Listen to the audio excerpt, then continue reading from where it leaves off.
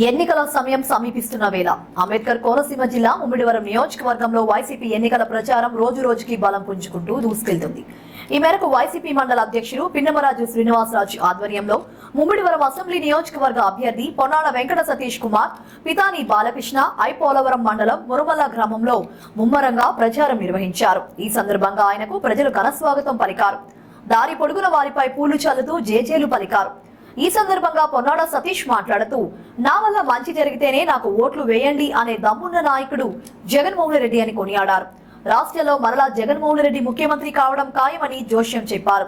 కాగా ప్రభుత్వం నుండి సంక్షేమ పథకాలు పొందిన ప్రతి ఒక్కరూ వైసీపీకి ఓటు వేస్తారని, ఈ నియోజకవర్గంలో ప్రజలు ఆశీస్సులతో వైసీపీ గెలుపు ఖాయమని పొన్నాడ సతీష్ ఆశాభావం వ్యక్తం చేశారు.